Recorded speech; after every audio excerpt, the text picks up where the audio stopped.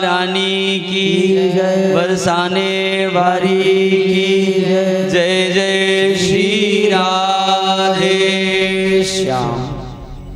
परीक्षित जी महाराज ने प्रश्न कर दिया कि हे प्रभु, देवासुर मनुष्येषु ये भजन्त शिवम शिवम प्रायस्ते धनिनो भोजा न तो लक्ष्म्या पतिम हरिम। हे नाथ, देवता दानव मानव मनुष्य कोई भी क्यों ना हो, जो शिव शिव भजता है भगवान शिव को, प्रायः हमें देखने को मिलता है कि बड़े धनवान होते हैं। और भगवान जो नारायण के भक्त होते हैं वो निर्धन क्यों होते हैं? मैं यह जानना चाहता हूं।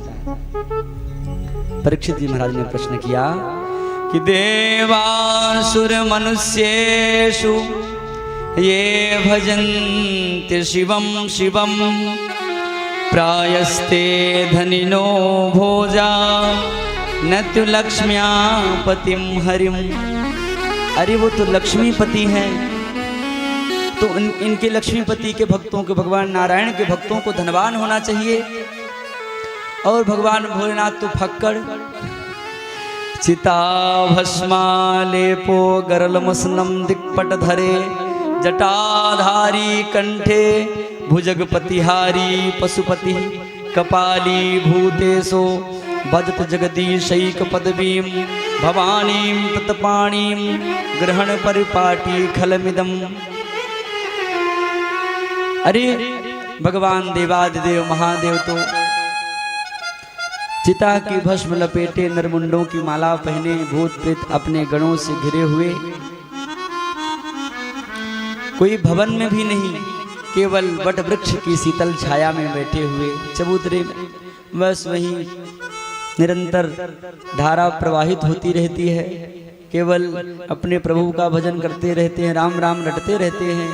और उनके भक्त, भगवान शिव के जो भक्त होते हैं प्रायः बड़े धनवान होते हैं, देखने को मिलते हैं। और जो भगवान श्रीमन नारायण के भक्त होते हैं, जो लक्ष्मीपति हैं, वो निर्धन होते हैं। आखिर क्यों ऐसा? कृपा करके बतलावें। श्री सुखदेव भगवान कहते हैं, हे राजन, भगवान शिव तो इतने भोले भाले हैं ना।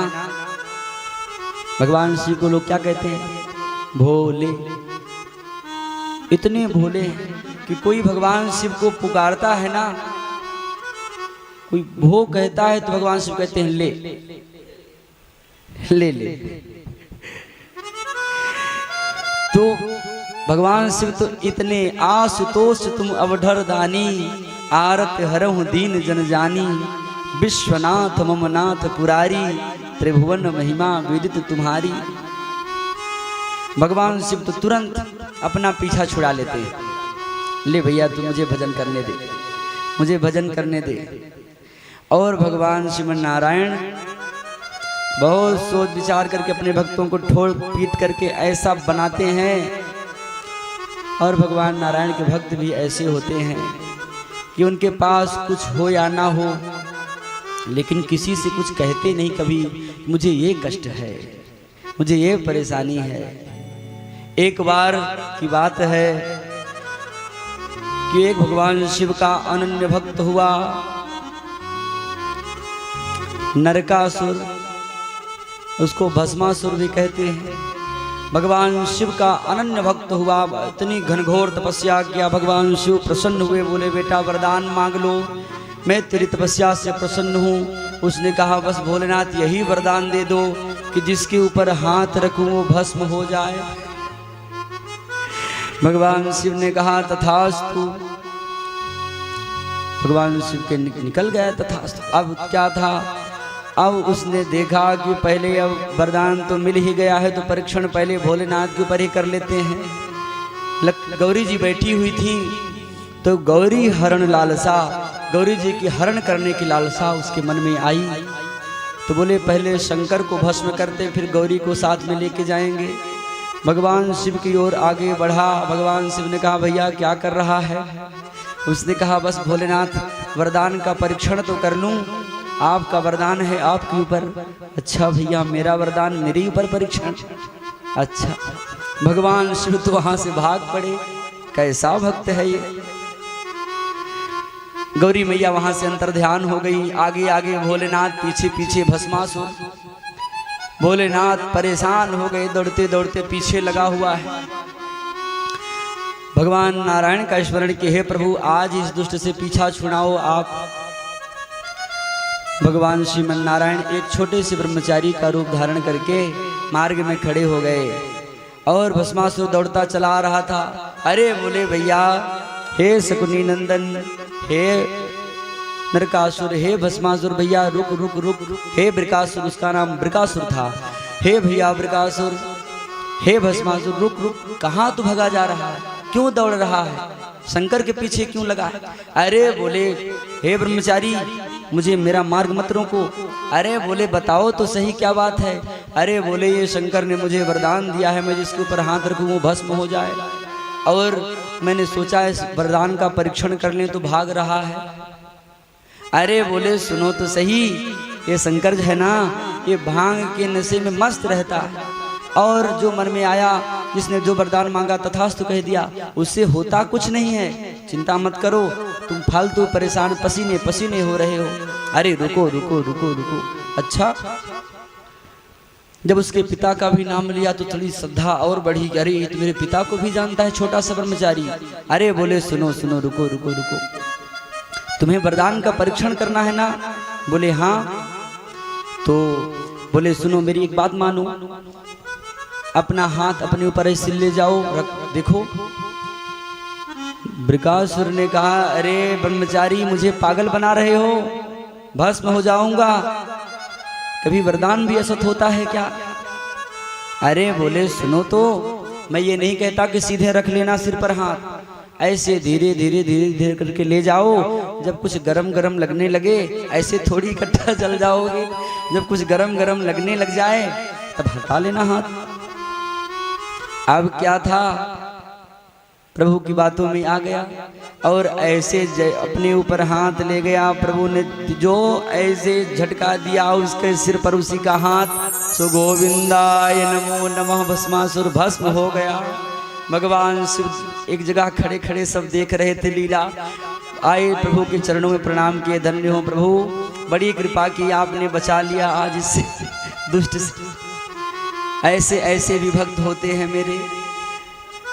भगवान नारायण कहते, हे प्रभु, हे भोलेनाथ, आप तो इतने भोले भाले कि कोई कुछ मांगा दे दिए, मैं ऐसे नहीं देता, मैं बड़े सोच विचार करके देता हूं अपने भक्तों को।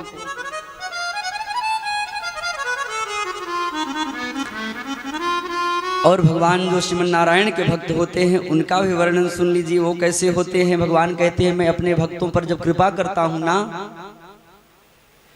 तो उनका मैं धन हरण कर लेता हूं, उनका धन हरण करने लग जाता हूं धीरे धीरे। जब उनके पास धन नहीं रह जाता तो उसके जो सगे संबंधी लोग रहते हैं, केवल प्रेम व्यक्ति किससे करता है? जिसके पास धन दौलत है उसी से लोग प्रेम करते हैं। और जब पास में कुछ है ही नहीं तो कौन आएगा फक्कड़ के पास? तो लोग जब उसका, पहले मैं धन हरण करता हूँ, जब धन हरण कर लेता हूँ तो लोग उसका साथ छोड़ने लग जाते हैं। यस्याम हम अनुगृह्णामि हरिष्ये तद्धनम शनैः तनो ततो धनम त्यजन्त्यस्या स्वजना दुख दुखितम। जब उसके पास धन नहीं रह जाता तो उसके जो सगे संबंधी हैं वो ही उसका साथ छोड़ने लग जाते हैं। पास में जब रहता है ना माल धन, तभी लोग कहते, अरे भैया वो तो ये मेरे हैं, ये मेरे हैं, ये मेरे हैं। जब पास में कुछ नहीं रह जाता तो नानक जी महाराज कहते हैं, प्रीतम जान लियो मन माही, अपने सुख से सुख सब बांधत, को काहू को नाही। सुख में आनि सबहि मिल बैठत, रहत चहूँ दिस घेरे, विपत पड़ी सबहि संग छाड़त, काहू न आवत नेरे। जब धन संपदा कुछ नहीं रह जाता सब साथ छोड़ देते हैं। अब जब उसके पास कुछ नहीं रहता तब मेरा भक्त मुझे पुकारता है कि हे प्रभु, केवल आप ही मेरे हो और मेरा इस संसार में आपके सिवा और कुछ कोई मेरा नहीं है। जब इस प्रकार वह मेरा भक्त मुझे पुकारता है, फिर मैं उसे सब कुछ दे देता हूं, फिर मैं उसे सब कुछ दे देता हूं, अपना सर्वस्व दे देता हूं उसे, अपने भक्त को।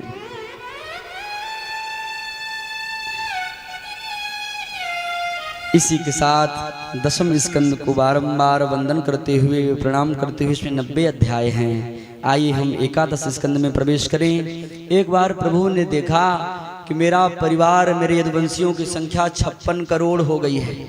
इतना बड़ा विशाल परिवार यदुवंशियों का, और कहीं ऐसा ना हो कि एक दिन ये ही मेरा ही वंश पृथ्वी का भार बन जाए, क्योंकि इनको बल, पौरुष, पराक्रम, धन, संपदा सब कुछ प्राप्त है। जिसके पास धन हो, बल हो, पौरुष हो, सुंदरता हो, वो बहुत जल्दी बिगड़ जाता है, उसके बिगड़ने में देर नहीं लगती। तो कहीं ऐसा ना हो कि मेरे ही परिवार के लोग एक दिन पृथ्वी का भार बन जाएं। तो प्रभु ने क्या लीला की कि एक दिन संतों की मंडली बुलाई, और सभी भगवान के जो पुत्र पौत्र थे सब के सब पिंडारक क्षेत्र में गए। वहाँ अनेकों संतों की मंडली बैठी थी। कौन कौन संत बैठे थे? सुखदेव भगवान कहते हैं, विश्वामित्रो सितः कण्वो दुर्वासा भृगुरंगिरा कश्यपो वामदेवो त्रिवशिष्ठो नारदादयः।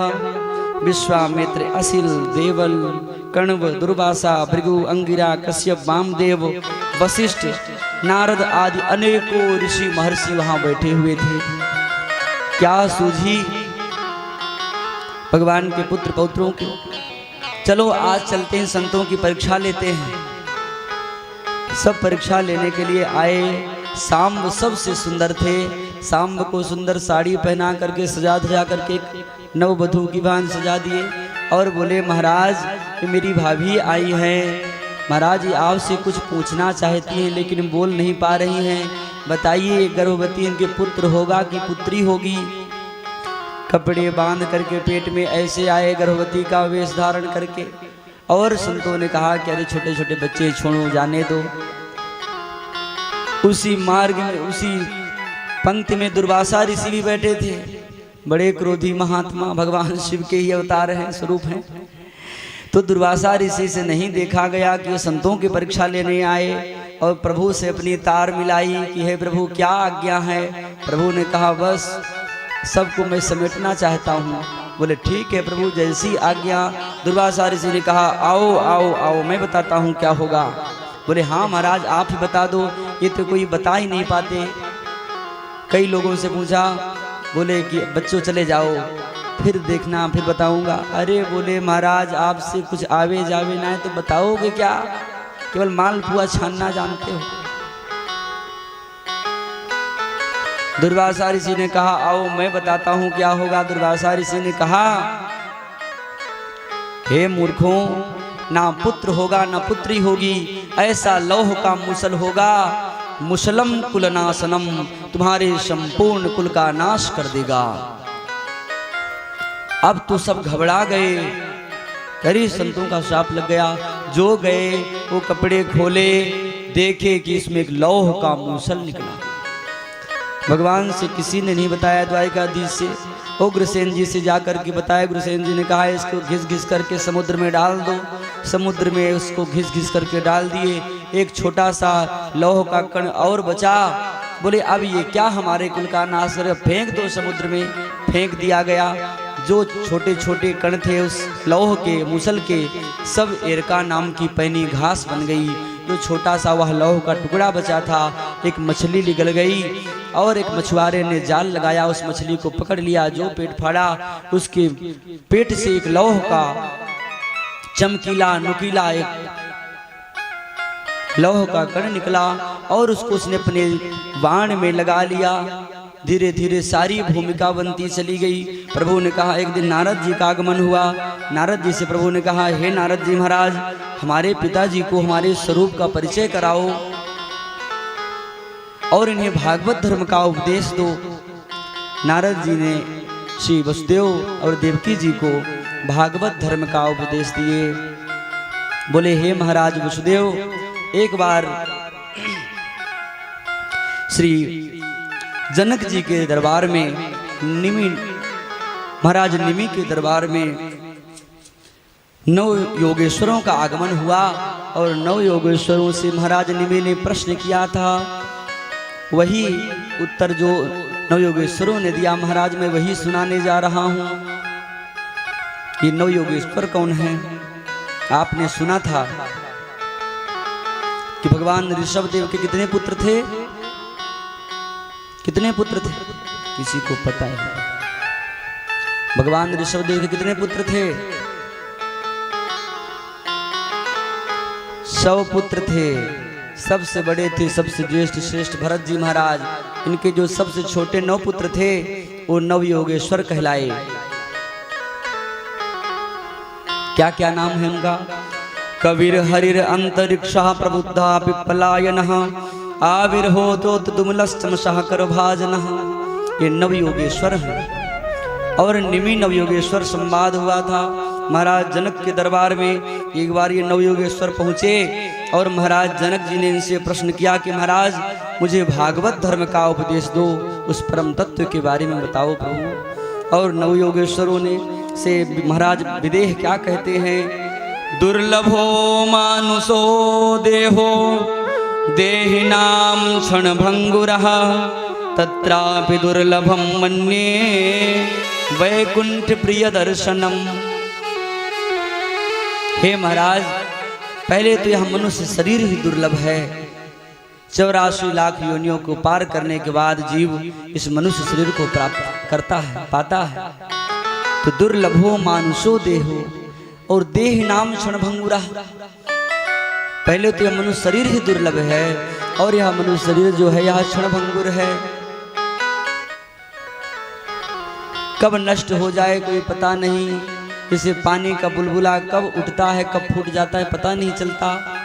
महाराज बुध बुदायुते तो येसु मस्काई वजंतसु। महाराज यह एक पानी के बुलबुले के समान यह शरीर है। तो महाराज क्षणभंगुर है यह। और उसमें भी तत्रापि दुर्लभम मन्ये वैकुंठ प्रिय दर्शनम। उसमें भी सबसे दुर्लभ तो यह है उत्तम श्लोक पवित्र कीर्ति भगवान श्याम सुंदर का दर्शन साक्षात्कार हो जाए, मानव जीवन सफल हो जाए। लेकिन महाराज हो नहीं पाता। कृपा करके बतलाओ क्या करना चाहिए मनुष्य को? संसारेस्मिन् क्षणार्धोपि, यह संसार जो है महाराज एक क्षण के समान, क्षणार्ध के समान व्यतीत हो जाता है, पता ही नहीं चलता कब आयु पूरी हो गई। हे नाथ कृपा करके बतलाइए। तो श्री कवि जी ने कहा कि हे महाराज जनक, जो व्यक्ति अपना कल्याण करना चाहे ना, वो अपना जो भी शुभ कर्म करता है वह भगवान नारायण को अर्पित कर दे। कायेन वाचा मनसेन्द्रियैर्वा बुद्ध्यात्मना वानुसृतिर्स्वभावात् करोति यद् सकलं परस्मै नारायणायेति समर्पयेत्। मनसा वाचा कर्मणा से जो भी कुछ किया जाता है सब कुछ भगवान को अर्पित कर दो कि हे प्रभु यह आपको समर्पण है, समर्पित है। प्रतिदिन जो भी शुभ अशुभ कार्य जो भी कर रहे हैं, हे नाथ जो भी मेरे द्वारा आज पूरे दिन में कार्य हुआ, श्रीमन्नारायण प्रियंताम नमः, हे प्रभु आपके चरणों में समर्पित है। इस प्रकार श्री कवि जी ने कहा। हरि नामक योगेश्वर कहते हैं ईश्वरे तदधीनेषु बालिसेषु दुसत्सुचा प्रेम मैत्री कृपोपेक्षा यह करोति समुद्यमः सर्वभूतेषु यः पश्येत् भगवन् भावमात्मनः भूतानि भगवत्यात्मा मन्येष भागवतोत्तमः। सर्वभूतेषु यः पश्येत्, सभी प्राणियों में यह दिखने लग जाए कि भगवत भागवतात्मनः, सभी प्राणी मात्र में यह दिखने लग जाए कि सब प्रभु के ही हैं, सब प्रभुमय है। सिया राममय सब जग जानी करहूँ प्रणाम जोर जुग पान। सभी में श्री सीताराम जी का, श्री राधे श्याम जी का दर्शन होने लग जाए कि सब मेरे प्रभु ही हैं, सबके अंदर विराजमान हैं। यह इस प्रकार परम भागवत के लक्षण बताते हुए कहते यह परम भागवत हैं। और चमस नामक नवयोगेश्वर ने कहा, दूरे हरि कथा के चित दूरे चाच्युत कीर्तना स्त्रियः शूद्रादयश्चैव तेनुकंप्या भवादृशाम्। भगवान की कथा कहीं दूर में भी हो रही हो, कीर्तन कहीं दूर में भी हो रहा हो, ऐसा मत सोचो कि मुझे क्यों नहीं बुलाया गया।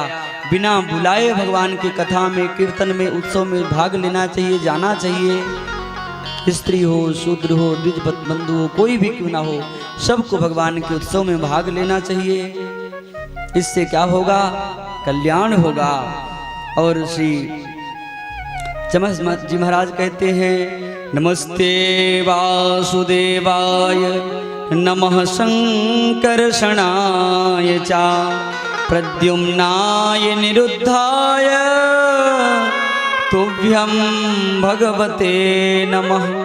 भगवान श्री कृष्ण को, श्री बलराम जी को, प्रद्युम्न जी को, अनिरुद्ध जी को चतुर्व्यूह के रूप में जो प्रकट हुए हैं, सबको बार बार नमस्कार वंदन। इस प्रकार श्री नारद जी महाराज ने निमिली में नवयोगेश्वर के संवाद को श्रवण कराया। श्री महाराज वसुदेव जी को, देवकी जी को भागवत धर्म का उपदेश किया।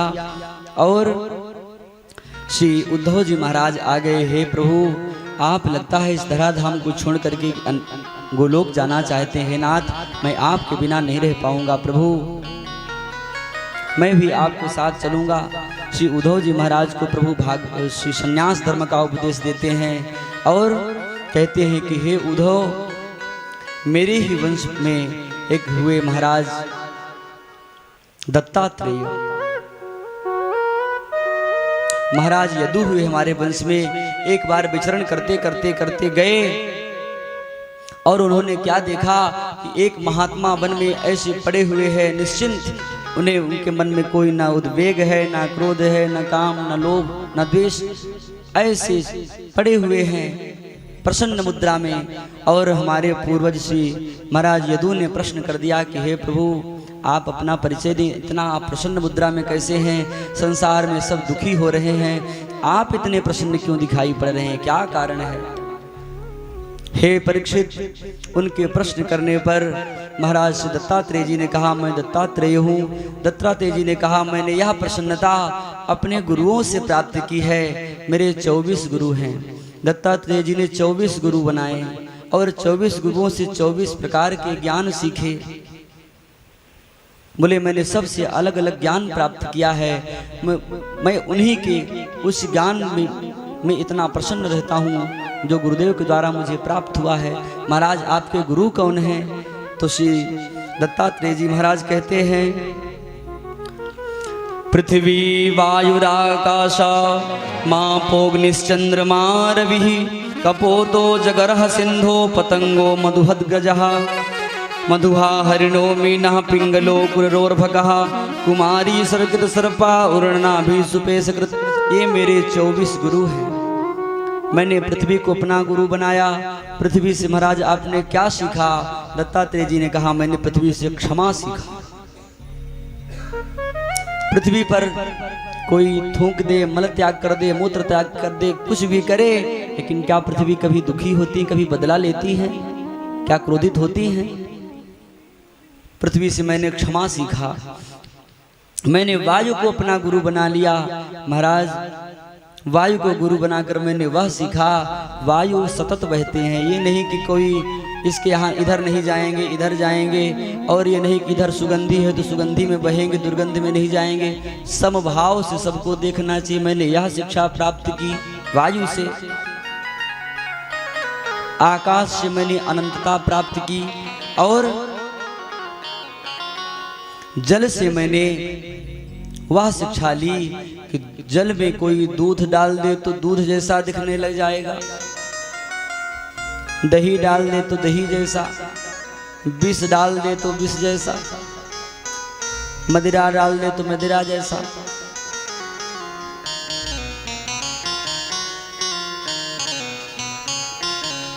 रहो सब में, लेकिन उसका चिंतन करते रहो, उस परमात्मा का चिंतन करते रहो।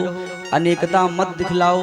मैंने यह ज्ञान प्राप्त किया, असंग रहना मैंने यह सीखा। और मैंने चंद्रमा को गुरु बना करके शीतलता प्राप्त किया।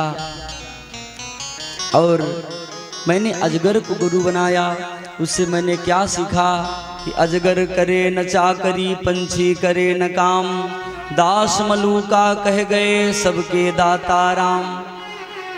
अजगर कहीं कुछ नौकरी चाकरी करने जाता है क्या? लेकिन पड़ा रहता है, प्रभु उसके खाने की व्यवस्था वहीं कर देते हैं। इसलिए मैंने उसे शिक्षा ली कि खाने पीने की रहने की क्या चिंता, प्रभु करेंगे ही सब, उनके ऊपर सौंप दो। अरे महाराज, मैंने मधुमक्खी को भी गुरु बना करके यह सीखा कि संतों को ज़्यादा संग्रह नहीं करना चाहिए। ज़्यादा संग्रह करोगे, धन इकट्ठा करोगे तो चोर आएंगे, लूट ले जाएंगे, हाथ पाँव और तोड़ देंगे। मधुमक्खी से मैंने यह सीखा, मधुमक्खी जगह जगह से रस लेकर के आती है, छत्ते में रस डालती है और शहद निकालने वाला आता है, आग लगा देता है, मधुमक्खियाँ जल जाती है, रस निकालता है, चला जाता है।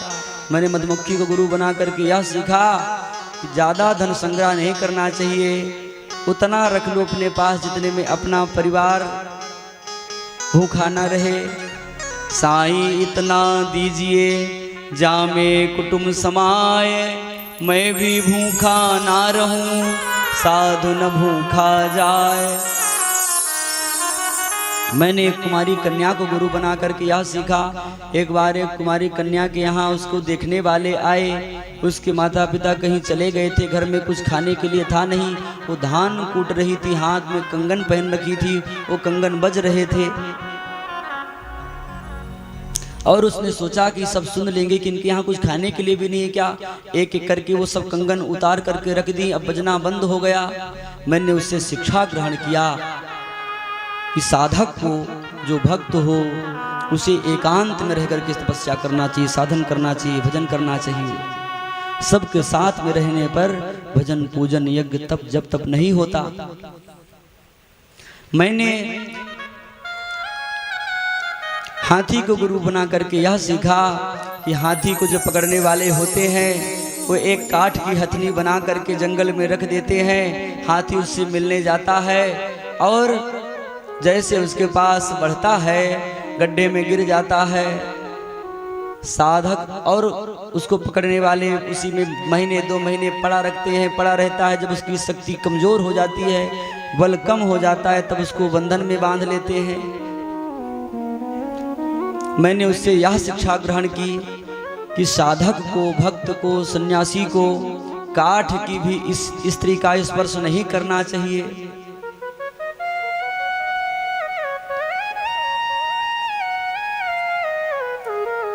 और मैंने एक वैश्या को भी अपना गुरु बनाया, उससे भी मैंने शिक्षा ग्रहण की है।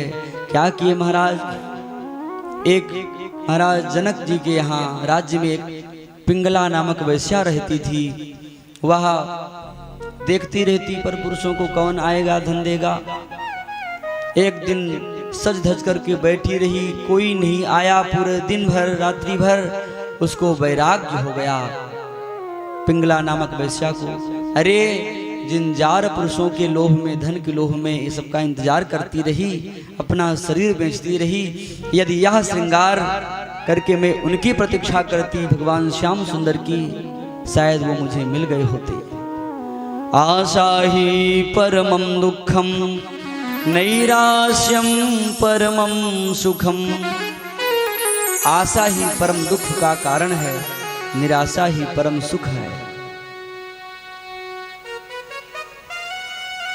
ऐसे करके यदि 24 गुरुओं का वर्णन करेंगे तो थोड़ा और ज़्यादा समय बढ़ जाएगा। सुना दूं कि और चलने दूं, विस्तार से आगे बढ़ूं कि चलने दूं? कोई किसी का मन नहीं सुनने का भैया, कुछ भी सुनाते जाओ, हम तो मस्त मस्ती में बैठे। वृंदावन बिहारी लाल की जय। मैंने मछली को भी अपना गुरु बनाया, उससे भी मैंने ज्ञान प्राप्त किया। मैंने मधुमक्खी को भी गुरु बनाया। मैंने सबसे कुछ न कुछ शिक्षा ग्रहण किया। लोभ नहीं करना चाहिए। माखी गुड़ में गड़ी रहे, पंख रहे लपटाय, हाथ मले और सिर धुने, लालच बुरी बलाय।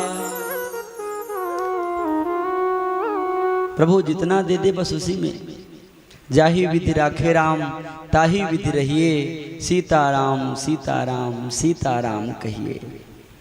इसी के साथ दत्तात्रेय जी के चरणों में बारंबार वंदन करते हुए प्रभु ने संन्यास धर्म का उपदेश किया श्री उद्धव जी महाराज को, और कहते हैं प्रभु द्वारिकाधीश की, हे उद्धव तू मुझे प्राणों से भी प्यारा है।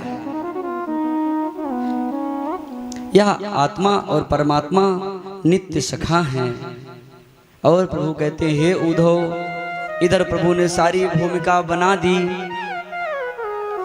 एक दिन सभी प्रभास क्षेत्र में प्रभु के पुत्र पौत्र सब गए, और प्रभास क्षेत्र में गए, पहले बहुत दान पुण्य किए, यज्ञ अनुष्ठान किए, उसके बाद मदिरा पिए। मदिरा पी करके ऐसे मतवाले हुए, एक दूसरे को गाली देने लगे, मारने लगे, अस्त्रों शस्त्रों की वर्षा की। जब अस्त्रों शस्त्रों से भी सब खत्म हो गए, जो कुछ बचे, तब एरका नामक घास ले लेकर के, वही जो उसके कण बचे हुए थे, जो समुद्र की लहरों से किनारे लग गए थे, उसी को उखाड़ उखाड़ करके एक दूसरे के ऊपर प्रहार करने लगे। सब के सब चतुः पंचावशेषतः प्रभु श्री प्रभास क्षेत्र में एक पीपल वृक्ष के नीचे अपने बाएं पैर पर बाएं घुटने पर दाहिना पैर रख करके ऐसे पीपल के पास लेटे हैं, और प्रभु श्री उद्धव जी को कहते, हे उद्धव तुम हमें इतना प्रिय हो, न तथा में प्रियतमा आत्मयोनिर्न शंकरः, न च संकर्षणो नासीर नैवात्मा यथा भवान। मेरी प्रियतमा जो प्राण वल्लभा लक्ष्मी है, रुक्मिणी है, उनसे भी ज्यादा तुम मुझे प्रिय हो। आत्मयोनि ब्रह्मा विष्णु शिव से भी ज्यादा तुम मुझे प्रिय हो। ना संकर्षणो ना श्री बलराम जी से भी ज्यादा तुम मुझे प्रिय हो। हे उद्धव, हे मित्र, निरपेक्षम मुनिम शांतम निर्वैरम सर्वदर्शनम अनुप्रजाम्य हम नित्यम पूजये त्यंगरेणु भी। इस प्रकार उद्धव जी को संन्यास धर्म का उपदेश दे करके प्रभु ने भागवत धर्म का उपदेश किया, और चतुः पंचावशेषतः केवल 4-5 लोग ही बचे, बाकी सब के सब समाप्त हो गए। देखते देखते प्रभु से प्रार्थना करने लगे। अर्जुन थे, मैत्रेय जी वहीं पे थे, उद्धव जी थे, सब प्रार्थना करने लगे, हे प्रभु मुझे तो लगता है आप अपनी लीला स्मरण करना चाहते हैं। हे नाथ, बलराम जी ने जब देखा यह दृश्य, समुद्र में सागर में समा गए, शेष रूप में परिणित होकर के प्रभु के धाम की ओर चल पड़े। इधर अर्जुन को प्रभु ने आदेश दिया कि हे अर्जुन, जा करके द्वारिका वासियों को बता दो, द्वारिका छोड़ करके अन्यत्र चले जाएं। आज के 7वें दिन द्वारिका पूरी जलमग्न हो जाएगी, समुद्र में समा जाएगी, डूब जाएगी। और अर्जुन ने जा करके जो बताया, दारुक साथी ने जो बताया जा करके, धीरे धीरे सब इतना बड़ा परिवार कुल संहार हो गया। जो देवकी मैया ने सुना, वसुदेव जी ने सुना, ध्यान लगाकर प्रभु के चरणों का अपना पांच भौतिक शरीर का त्याग कर दिया। और जो कुछ स्त्रियां प्रभु की रानियां तो सागर में समा गई, कुछ तो जो बची अर्जुन लेकर के जा रहे थे, और कोल भीलों ने लूट लिया उनको। इधर प्रभु ने क्या किया, उद्धव से कहा, हे उद्धव, ये मेरी चरण पादुका ले लो, बद्रिका आश्रम को चले जाओ, बद्री नारायण में जा करके रहो। इस प्रकार श्री उद्धव जी महाराज को प्रभु अपनी चरण पादुका देते हैं और कहते हैं, हे उद्धव, गच्छोद्धव वजम सौम्य बदर्याख्यम ममाश्रमम। हे उद्धव, बद्रिका नारायण में मेरा नित्य निवास है, मेरा आश्रम है, वहीं जा करके तुम निवास करो। गच्छोद्धव मयादिष्टो बदर्याख्यम ममाश्रमम। तत्र मत पाद तीर्थोदे स्नानोपस्पर्शनई शुचि। मेरा वहाँ नित्य निवास है, मेरा तीर्थोदक लेकर के, और वहाँ कलि का कोई प्रभाव नहीं है। वहाँ निश्चिंत पूर्वक संन्यास धर्म का मेरे भक्तों का अवलंब बनो। और उद्धव जी महाराज प्रभु की चरण पादुका लेकर के खड़े हुए हैं, दर्शन कर रहे हैं कि हे प्रभु अब क्या होगा। और प्रभु ने भागवत धर्म का उपदेश देकर के श्री उद्धव जी को और भगवान के विग्रह से ऐसी एक ज्योति निकली कि श्रीमद् भागवत महापुराण में समाहित हो गई।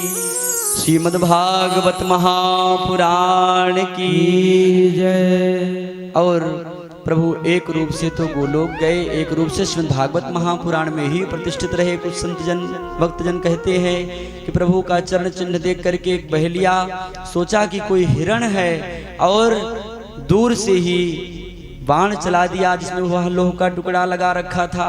यह पूर्व जन्म का कुछ संतजन कहते हैं यह बाली ही था, जो बदला लेने के लिए इस भाव से आया, और भगवान के जो चरणों पर वह बाण लगा, प्रभु के श्री विग्रह से एक दिव्य ज्योति निकली और भागवत महापुराण में समाहित हो गई। और एक स्वरूप से प्रभु गोलोक को चले गए। श्री वृंदावन बिहारी लाल की जय, श्री द्वारिकाधीश की जय। जय जय श्री राधे श्याम। श्री सुखदेव भगवान वर्णन करते हैं, भव भयमपहंतुम ज्ञान विज्ञान सारम, निगम कृतपजुहुवे भृंगवद वेद सारम, पुरुष ऋषभ माद्यम अमृत मृदुपजुहुवे, अमृत मुदधितश्चा पाययत भृत्य वर्गान्, पुरुष ऋषभ माद्यम कृष्ण संज्ञम नतोस्मि। तिरोधाय प्रविष्टोयम श्रीमद्भागवतार्णवम्, तेनेयं वाङ्मयी मूर्ति प्रत्यक्षा वर्तते हरे, सेवनात् श्रवणात् पाठात् दर्शनात् पापनाशिनी। भगवान की यह वांग में प्रतिमूर्ति है। इसमें भागवत महापुराण दर्शन करने से, श्रवण करने से, और दर्शन मात्र से ही पाप ताप संताप नष्ट हो जाते हैं जीवों के। 12 स्कंद, 11 स्कंद को यही बारंबार वंदन करते हुए 12 स्कंद में श्री सुखदेव भगवान राजा परीक्षित को कलयुग के प्राणियों का, कलयुग के राजाओं का वर्णन सुनाते हैं कि हे महाराज परीक्षित, कलयुग में जितने राजा होंगे प्रायः सब चोर होंगे, उचक्के होंगे, लुटेरे होंगे, प्रजा का कर भक्षण करने वाले होंगे, प्रजा का ही धन हरण करने वाले होंगे। ऐसे राजाओं का वर्णन होगा, जन्म होगा कलयुग में। और कहते हैं जितने भी जीव होंगे प्रायः मंद बुद्धि के होंगे, उनका भाग्य भी मंद होगा, उनके कल्याण के लिए। और लोग कहेंगे मैं तीर्थ यात्रा करने जा रहा हूँ, दूर दूर तक इधर उधर भ्रमण करेंगे, कहेंगे कि मैं तीर्थ यात्रा के लिए जा रहा हूँ। पहले लोग बड़े प्रेम पूर्वक बद्री नारायण केदारनाथ की यात्रा करने जाते थे, और जाते थे तो कहते कि अब वापस आऊं या ना आऊं कोई ठिकाना रहता नहीं था, सबसे मिलजुल करके जाते। अब तो भीड़ लगी रहती है केदारनाथ बद्रीनाथ में, तभी तो फिर ऐसे दृश्य भी देखने को मिलते हैं कि फिर जय जय श्रीमन नारायण। तो लोग दूर दूर दूर तक भ्रमण करने जाएंगे तीर्थों में, ऐसे ही दर्शन करने का उनका ज़्यादा मन नहीं, केवल घूमने में आया हूँ। कैसे आए भैया वृंदावन? अब बस ऐसे घूमने चलाया, वृंदावन घूमने, धन्य हो मती मारी गई। अरे ये कह देते मैं प्रभु श्याम सुंदर का, श्री बांके बिहारी लाल का दर्शन करने आया हूँ, तो लोग कहते मैं घूमने वृंदावन। लोग पूछते भैया वृंदावन घूम के आ गए क्या? अरे मूर्खों, वृंदावन घूमने की जगह है कि प्रभु की यह क्रीड़ा स्थली है, यह संत महापुरुषों की तपस्थली है वृंदावन। यहाँ वृंदावन में आकर के मत कहो कि मैं वृंदावन घूमने गया था, ये कहो मैं अपने प्यारे श्याम सुंदर के दर्शन करने गया था, श्री बांके बिहारी लाल के दर्शन करने गया था, श्री राधा वल्लभ लाल के दर्शन करने गया था। लोग दूर दूर तक जाएंगे। सुखदेव भगवान वर्णन करते हैं, दूरी वार्यनम तीर्थम लावण्यम केशधारणम। दूर दूर तक घूमने जाएंगे, तीर्थों में जाएंगे, कहेंगे मैं घूमने गया था। और सबसे सुंदरता लोगों की केवल इस कलिकाल में क्या रह जाएगा? बाल, सबसे बड़ी शोभा। कैसे कैसे कटेंगे बाल, कटाएंगे, क्या कहना। लगता है कि बस सबसे सुंदर मैं ही हूँ। ये मैं कुछ अपने से बना कर नहीं कहता, आप लोग पढ़ लेना श्रीमद् भागवत का 12 स्कंद द्वितीय प्रथम द्वितीय तृतीय अध्यायों में सब वर्णन है, आप पढ़िएगा। ब्रह्मविद क्षत्र शूद्राणाम यो बली भविता नृपा, ब्राह्मण क्षत्रिय वैश्य शूद्र में जो बलवान होगा, जो धनवान होगा वही राजा बनेगा। उदरम भरता स्वार्थम सत्यत्वे धार्ष्ट्यमेव च, केवल अपना परिवार ही भरण पोषण कर लेंगे तो सोचेंगे कि मैं पूरे संसार को खिला दिया, मुझसे बड़ा दानी कोई नहीं हो सकता। दाक्षम कुटुंब भरणम यशोर्थे धर्म सेवनम, सबसे बड़ा चतुरता दक्षता केवल अपने कुटुंब के भरण पोषण में लगे रहेंगे तो मैं बहुत चतुर हूँ, मैं बहुत ज्ञानी हूँ ऐसे। और क्षुद्रभ्याम, धीरे धीरे करके जब ऐसे पाप अत्याचार अन्याय चारों तरफ बढ़ता जाएगा, कोई सत्य बोलने वाला दिखाई नहीं पड़ेगा, कोई धर्म कर्म करने वाला दिखाई नहीं पड़ेगा, चारों तरफ अन्याय अत्याचार ही अत्याचार। माँ नहीं मात पिता नहीं देवा, साधुन सन करवा वही सेवा, जिनके यह आचरण भवानी सो जानहु निश्चर संप्राणी। साधु संतों को प्रताड़ित करने वाले, ब्राह्मणों को प्रताड़ित करने वाले लोग होंगे, ब्राह्मणों की साधु संतों की निंदा करने वाले होंगे और माता पिता को कष्ट देने वाले होंगे, ऐसे जिनका आचरण हो भगवान शिव कहते हैं माँ नहीं मात पिता नहीं देवा, साधुन सन करवावहीं सेवा, जिनके यह आचरण भवानी सो जानहु निश्चर संप्राणी। ऐसे दुष्ट अत्याचारी असुरों का चारों तरफ कहीं धर्म सुनाई नहीं पड़ेगा। जितना कलयुग बढ़ता चला जाएगा ना, वर्षे वर्षे क्रमात् जाता मंगलम नापि दृश्यति, अमंगल ही अमंगल चारों तरफ दिखाई पड़ेगा। इस प्रकार जब पाप से पृथ्वी भर जाएगी, अन्न देना पृथ्वी बंद कर देगी, फल देना बंद कर देगी, औषधि देना पृथ्वी बंद कर देगी, लोग भूख प्यास के मारे तड़पेंगे। क्षुद्रभ्याम व्याधिभिश्चैवा संतप्स्ये यचिन्तया 30 वर्षाणि परमायुः कलयुगे। 30 वर्ष 20 वर्ष की आयु जिसको मिल जाएगी इस कलिकाल में, वो सोचेगा अरे मैं तो बहुत बड़ी आयु प्राप्त कर लिया। गोस्वामी तुलसीदास जी महाराज रामचरितमानस में कहते हैं, लघु संपत जीवन पंचदशा, कल्पांत ननाश गुमान असा। सब कुछ ये वर्णन है। आप सब रामचरितमानस के प्रेमी होंगे, सब पढ़े होंगे, जानते होंगे। इस कलिकाल का भी वर्णन बड़ा सुंदर किए हुए हैं। अबला कच भूषण भूरि क्षुदा, धनहीन दुखी ममता बहुधा, सुख चाहि मूढ़ न धर्म रता, मति थोरी कठोरी न कोमलता। सुख तो सब चाहेंगे लेकिन धर्म कर्म करना कोई नहीं चाहेगा।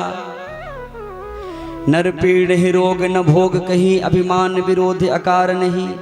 एक दूसरे को परेशान करेंगे, प्रताड़ित करेंगे और अभिमान विरोध अकार नहीं, अपने अभिमान के कारण चारों तरफ विरोध करेंगे। लघु जीवन सम्मत पंचदशा, कल्पांत ननाश गुमान असा। रामचरितमानस में गोस्वामी तुलसीदास जी महाराज कहते हैं कि 10 वर्ष 5 वर्ष की आयु प्राप्त हुई, 10 या 15 वर्ष की। लघु सम्मत जीवन पंचदशा, 5 यानी 15 वर्ष की आयु प्राप्त होगी।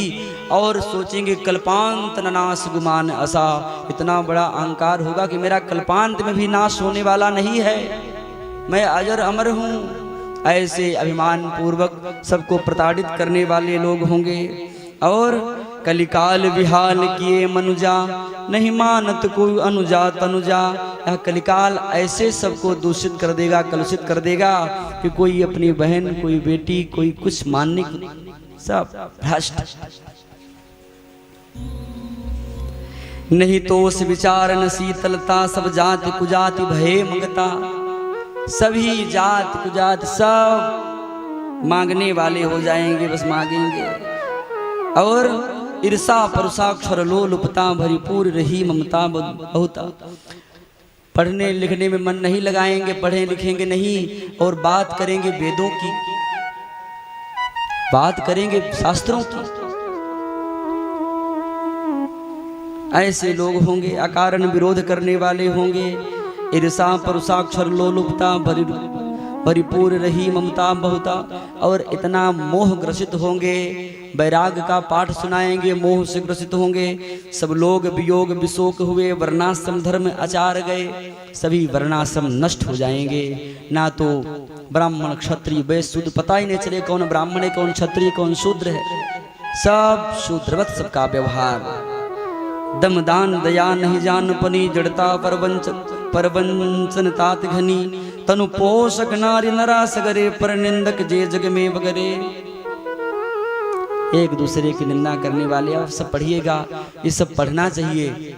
ऐसा आप नियम बना लें कि नित्य प्रति रामचरितमानस के 5 दोहे पढ़ेंगे, चौपाई सहित 5-5 दोहों का नियम बना लें।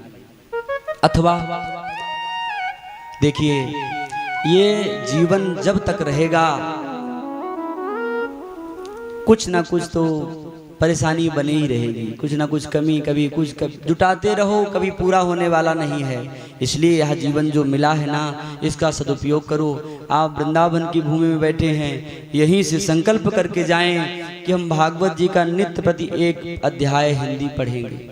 नित्य प्रति पढ़िए। आप अपने घर में भागवत जी का विराजमान करिए, अपने यहाँ रखिए, रामचरितमानस रखिए, श्रीमद् भगवत गीता रखिए। ज़्यादा नहीं तो कम से कम 1-1 अध्याय, ना 1 अध्याय पढ़ सको, 2 दिन 4 दिन में 1 अध्याय पूरा होगा।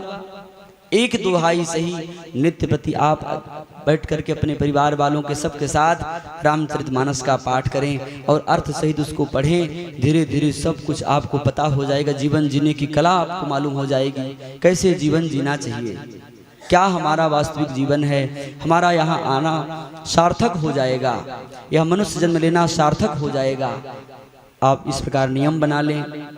श्री कागभुसुंडी महाराज गरुण जी से कहते हैं, सुन ब्यालारी कालिकल मल अब गुनयागार, गुनौ बहुत कलिजुग कर बिनु प्रयास निस्तार।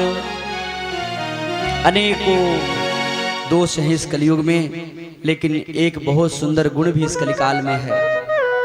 उस गुण को यदि जो व्यक्ति धारण कर लेगा उसकी नैया पार, और जो नहीं उसका पालन किया उसकी नैया डूब जाएगी।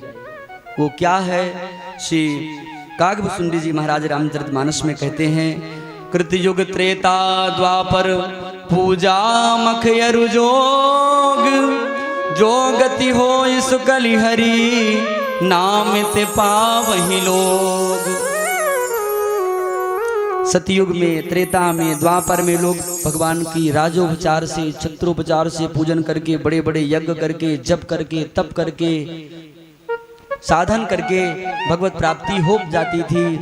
इस कलिकाल में प्रभु ने सब कुछ छूट दिया है कि केवल भगवान नाम स्मरण से ही आप इस भवसागर को पार कर लोगे सहज में ही।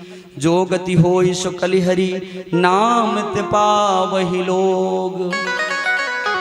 कृतयुग सब जोगी विज्ञानी, कृतयुग सब जोगी विज्ञानी, करि हरि ध्यान तरहि भव प्राणी, करि हरि भाव तरहि भव प्राणी। त्रेता विविध यज्ञ नर करहि, त्रेता विविध यज्ञ मुनि करहि, प्रभु ही समर्पी कर्म भाव तरहि, प्रभु ही समर्पी कर्म भाव करहि। द्वापर करी रघुपति पद पूजा, द्वापर हरि हरि पद पूजा, नर भव तरहि उपाय न दूजा, नर भव तरहि उपाय न दूजा। कलयुग केवल हरि गुण गाहा, गावत नर पावहि भव थाहा। कलयुग केवल हरि गुण गाहा, गावत नर पावहि भव थाहा। कलियुग जोग न यज्ञ न ज्ञाना, एक आधार राम गुण गाना। कलियुग जोग न यज्ञ न ज्ञाना, एक आधार राम गुण गाना। सब भरोस तजी जो भज राम ही। सब भरोस तजी जो भज राम ही। प्रेम समेत गाउन गुण ग्राम ही। प्रेम समेत राम गुण गाना। कलि करेक पुनीत प्रतापा, मानस पुण्य होई नहीं पापा। कलि करेक पुनीत प्रतापा, मानस पुण्य होई नहीं पापा। कलियुग समयुग आनी नहीं, जो नर कर विश्वास। गाय राम गुण गण विमल, भवतर भी नहीं प्रयास। त्रेता में बड़े बड़े यज्ञ, सतयुग में ध्यान करके योग करके सिद्धि प्राप्त करके अपना लोग कल्याण करते थे। त्रेता में बड़ी बड़ी यज्ञ करके अपना कल्याण करते थे। द्वापर में पूजन पाठ करके अनुष्ठान करके यज्ञ करके अपना लोग कल्याण करते थे। इस कलयुग में सब कुछ छूट है। केवल भगवान नाम संकीर्तन करता हुआ जीव उस परम पद को प्राप्त कर लेगा। नयत फलम नास्तपसा न योगेन समाधिना।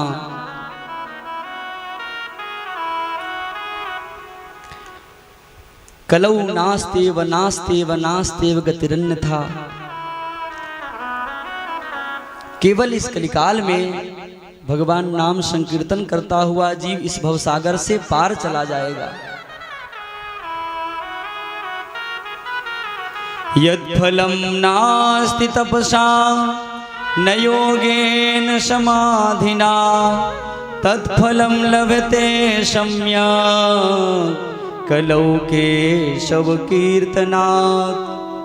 कलियुग केवल नाम आधारा, सुमिर सुमिर नर उतरहि पारा। केवल इस कलिकाल में भगवान नाम का आश्रय जो प्राणी ले लेगा उसकी नैया पार लग जाएगी।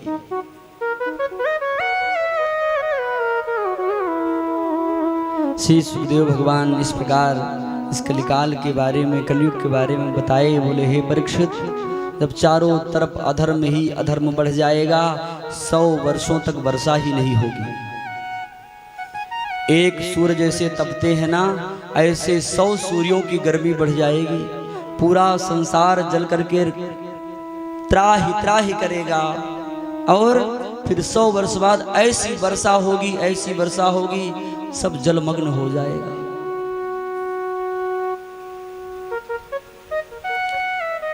और दुष्ट पापियों का, अधर्मियों का, अत्याचारियों का विनाश करने के लिए भगवान कल्कि का प्रादुर्भाव होगा।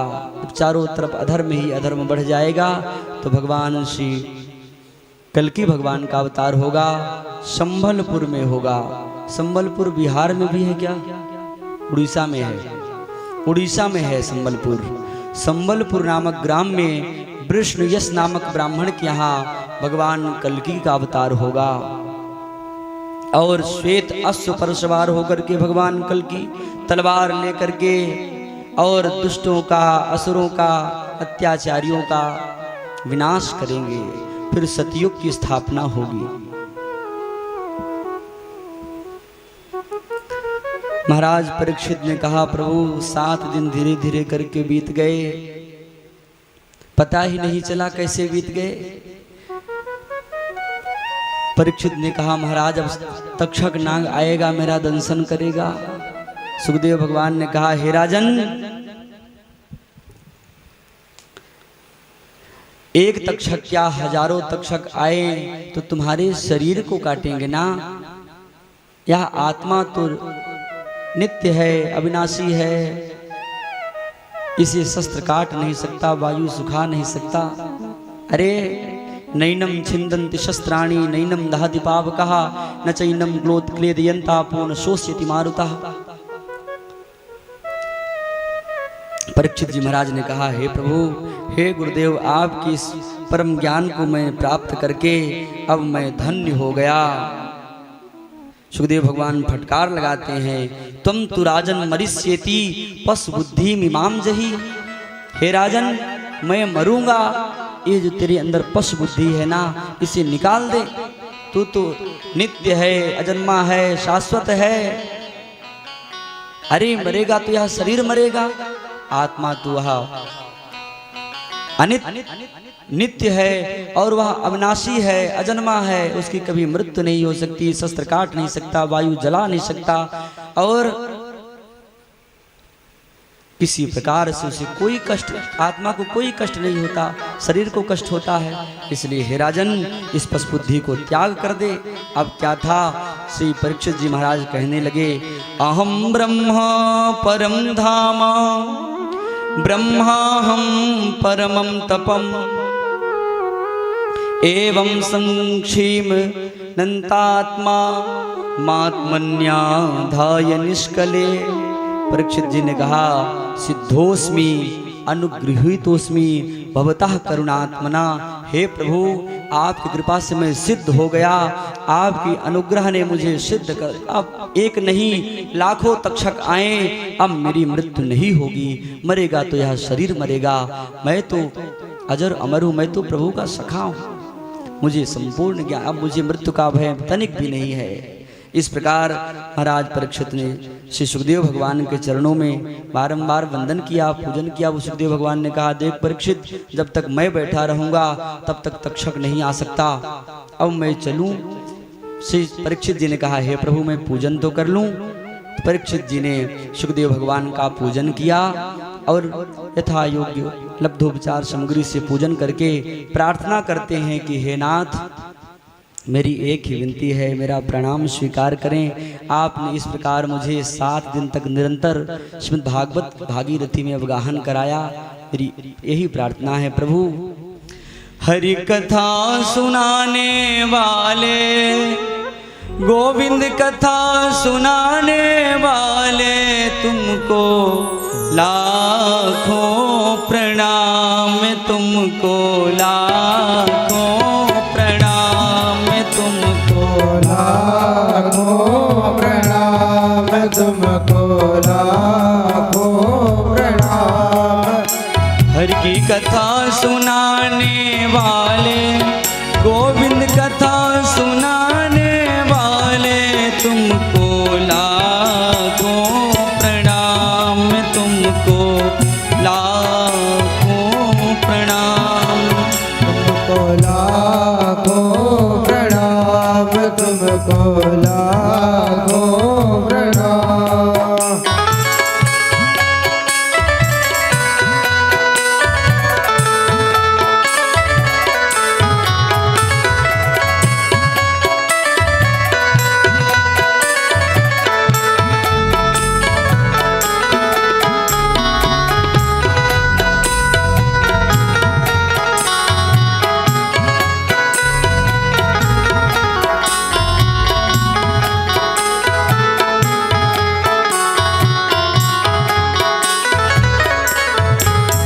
हम ढूंढ रहे थे वन में, बल खो बैठे थे तन में। हम ढूंढ रहे थे वन में, बल खो बैठे थे तन में।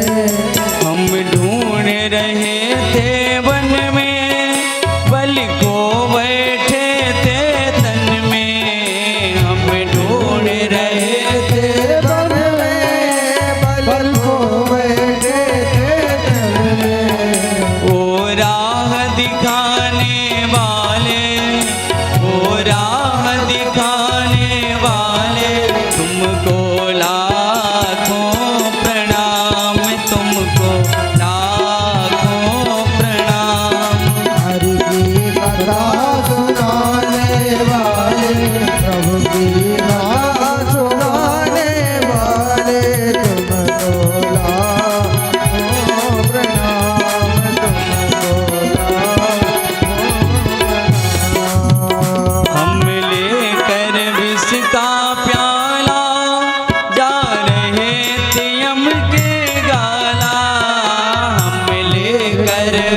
का प्याला जा रहे थे यम के गाला हम लेकर विष का प्याला जा रहे थे यम के गाला हम लेकर जिसका प्याला जा रहे थे यम के गाला ओ सुधा पिलाने वाले ओ सुधा पिलाने वाले तुमको लाखों प्रणाम तुमको लाखों प्रणाम हरि की कथा सुनाने वाले गोविंद कथा सुनाने वाले तुमको लाखों प्रणाम तुमको लाखों प्रणाम हम पार तेरा क्या पावे बस शीश झुका यही गावे हम पार तेरा क्या गावे बस शीश झुका यही गावे हम पार तेरा क्या पावे बस शीश झुका यही गावे हम पार तेरा क्या पावे बस शीश झुका यही गावे ओ प्रेम लुटाने वाले ओ प्रेम लुटाने वाले तुमको लाखों प्रणाम तुमको ओ प्रणाम हरि की कथा सुनाने वाले गोविंद कथा सुनाने वाले तुमको लाखों प्रणाम तुमको लाखों प्रणाम तुम घट घट अंतर्यामी हम पतित जीव अज्ञानी तुम घट घट दरियामी हम पतित जीव अज्ञानी तुम घट घट अंतर्यामी हम पतित जीव अज्ञानी तुम घट घट दरियामी हम पतित जीव अज्ञानी ओ कृष्ण मिलाने वाले ओ कृष्ण मिलाने वाले तुमको लाखों प्रणाम तुमको लाखों प्रणाम हरि की कथा सुनाने वाले हरि की कथा सुनाने वाले गोविंद कथा सुनाने वाले गोविंद कथा सुनाने वाले तुमको लाखों प्रणाम तुमको लाखों प्रणाम तुमको लाखों प्रणाम तुमको लाखों प्रणाम तुमको लाखों प्रणाम तुमको लाखों प्रणाम श्री सुखदेव भगवान की जय हो। श्रीमद् भागवत महापुराण की जय हो। जय जय श्री राधे श्याम। आप लोग अपने अपने स्थान पर बैठ जाएं, अभी 10 मिनट और कथा चलेगी। श्री सुखदेव भगवान महाराज परीक्षित से पूजित होकर के और ऐसे ही हाथ पाँव में अरे एक धागा भी जिनके शरीर में ना हो उन्हें बस ऐसे ही सबके देखते देखते कुछ दूर तक तो दिखाई पड़े जाते, कुछ दूर बाद अंतर ध्यान हो गए।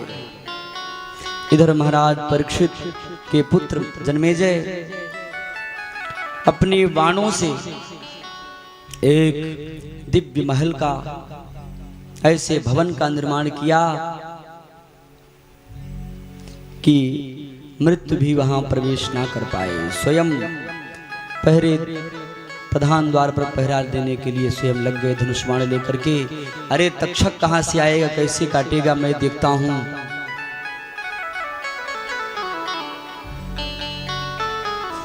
तक्षक चला काटने के लिए, क्योंकि ब्राह्मण का श्राप लगा हुआ है, श्राप तो मिथ्या हो नहीं सकता। वह तक्षक चल पड़ा। एक उसी मार्ग पर चल ब्राह्मण देवता बड़े जल्दी जल्दी चलते जा रहे थे। तक्षक ने पूछा, अरे ब्राह्मण देवता इतने जल्दी जल्दी कहाँ चले जा रहे हो? कश्यप गोत्री ब्राह्मण थे। अरे बोले, आज महाराज परीक्षित को तक्षक नाग दंशन करेगा और मैं अपने मंत्र के प्रभाव से महाराज परीक्षित की रक्षा करूंगा। अच्छा ब्राह्मण, तक्षक भी एक अपने नाग स्वरूप में नहीं जा रहा था, इच्छाधारी होते हैं, मनुष्य के रूप में जा रहा था। पूछा कि अच्छा, तक्षक नाग के विष के प्रभाव से रक्षा कर लोगे महाराज परीक्षित की? वह सामर्थ्य है तुम्हारे मंत्र में? बोले हाँ। उसने कहा, मैं ही तक्षक हूं, अभी इसमें वृक्ष में दंशन करता हूं, अपने मंत्र का चमत्कार दिखाओ।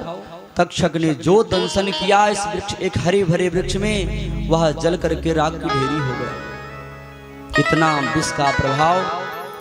कश्यप गोत्री ब्राह्मण भी कोई ऐसे ब्राह्मण नहीं थे। उन्होंने अपने कमंडल से जल लिया और जो अभिमंत्रित करके जल डाला, वह वृक्ष पुनः हरा भरा हो गया।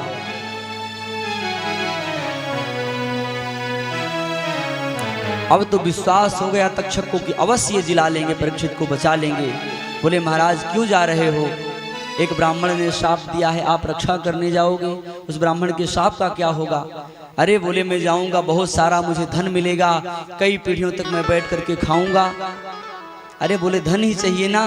तक्षक ने कहा, तुझे धन ही चाहिए? हे ब्राह्मण देवता, कितना धन चाहिए? लो, मुझसे धन ले जाओ। अपार धनराशि दे दी तक्षक ने। वो कश्यप गोत्री ब्राह्मण भी सोचे कि चलो ठीक है, ब्राह्मण का शाप लगा है, और धन के लोभ में आकर के वो धन लेकर के चले गए। तक्षक चला। अब तक्षक ने क्या किया, कई रूप बना लिए, एक संतों की मंडली तैयार कर ली, चल पड़ा। सोचा कैसे जा पाऊंगा, तो क्या नाटक करता है, संतों का वेश धारण करके पहुंचा। जन्मेजय महाराज धनुष बाण लेकर ताक में खड़े हैं, कब तक्षक आएगा, मैं उसे मारूंगा। तक्षक तो संतों का वेश धारण करके पहुंचा। बोले, महाराज से मैं आज मिलना चाहता हूँ। जन्मेजय जी ने कहा, आज पिताजी से कोई नहीं मिल सकता, आज महाराज से कोई नहीं मिल सकता। आज हे संत भगवान, आपको पता है तक्षक नाग आएगा दंशन करने के लिए, मैं किसी को नहीं जाने दूंगा। उस तक्षक नाग ने क्या किया, जो महात्मा आए थे वह रूप धारण करके आया था, एक फल 5 फल लिए और बोला, ये फल ले जाकर के प्रसाद तो कम से कम महाराज को दे सकते हो ना मेरा? बोले हाँ दे दूंगा। उसी फल के साथ वह तक्षक भी चला गया। अब महाराज परीक्षित को जब महाराज जन्मेजय ले गए, बोले संतों के द्वारा दिया हुआ प्रसाद है। 4 सेवक खड़े थे, 4 सेवकों को एक एक फल दे दिए। जो सबसे सुंदर फल था उसको महाराज परीक्षित ले लिए, और जब उसको अमनिया के देखे, छोटा सा एक उसमें कीड़ा दिखाई पड़ा, उसका मुख लाल, संपूर्ण शरीर काला। समझ गए हो ना हो यही तक्षक है। विधि का लेख मिट नहीं सकता, विधना की गति टले न टाले, अजब खेल रघुवीर का। पल ही पल में क्या हो जाए पता नहीं तकदीर का, विधना की गति टले न टाले, अजब खेल रघुवीर का। समझ गए महाराज परीक्षित, हो ना हो यही तक्षक है। महाराज परीक्षित ने कहा, हे तक्षक, आपका स्वागत है, स्वागत है, स्वागत है, आओ आओ। और हे, अब कथा जो है श्री सूत जी महाराज सुना रहे हैं सनकादिक ऋषियों को। सूत जी कहते हैं, हे सनकादिक ऋषियों, एक ही क्षण में वह छोटा सा कीड़ा इतना विशाल का शरीर धारण कर लिया और महाराज परीक्षित को चारों तरफ से लपेट लिया वह सर्प तक्षक। और उनके कान की, और महाराज परीक्षित तो भगवान के ध्यान में बैठे हुए हैं, उनके चरणों का ध्यान करते हुए तक्षक ने उनके कान के नीचे जो दंशन किया, उनका शरीर जल करके राख की ढेरी हो गया। भयंकर शब्द हुआ। इधर श्रीमद् भागवत महापुराण सुनने की कथा के प्रभाव से महाराज परीक्षित को लेने के लिए विमान आया। भगवान श्री भगवत पार्षदों ने महाराज परीक्षित को लेने के लिए विमान लेकर के आए। महाराज परीक्षित विमान में बैठ करके भगवत धाम जा रहे हैं श्रीमद् भागवत महापुराण की कथा के प्रभाव से। इधर जन्मेजय जी को बहुत क्रोध आया। ब्राह्मणों को बुलाया। बोले हे ब्राह्मणों, मैं सर्पेष्ठी यज्ञ करूंगा, जितने भी संसार में सर्प हैं ऐसा मंत्र पढ़ो महाराज, सब स्वाहा हो जाएं। अब ब्राह्मण यज्ञ करना प्रारंभ किए। एक एक मंत्र पढ़ते हजार हजार लाख लाख सर्प आते, एक बार में गिर जाते, सब स्वाहा हो जाते। बोले महाराज अभी तक तक्षक नहीं आया, कहाँ है? ब्राह्मणों ने कहा वह तक्षक जाकर के इंद्र के आसन में छिपा हुआ है, लिपटा हुआ है, इंद्र उसकी रक्षा कर रहा है। अच्छा महाराज, ऐसा मंत्र पढ़ो कि इंद्र आसन के सहित तक्षक आकर के हवन कुंड में स्वाहा हो जाए। जो ब्राह्मणों ने मंत्र पढ़ा, अब तो इंद्र का आसन सहित वह तक्षक लिपटा हुआ चल पड़ा स्वाहा होने के लिए। इंद्र प्रार्थना करने लगे, हे प्रभु मेरी रक्षा करो, रक्षा करो, रक्षा करो। ब्रह्मा जी प्रकट हो गए और जन्मेजय को शांत किया। हे बेटा जन्मेजय, तेरे पिता तो भगवत धाम को चले गए, विमान में बैठ करके जा रहे हैं, देख देख तू क्यों क्रोध कर रहा है? बेटा इस सर्पेष्ठी यज्ञ बंद कर दो। और सर्पेष्ठी यज्ञ जन्मेजय जी ने बंद कर दिया।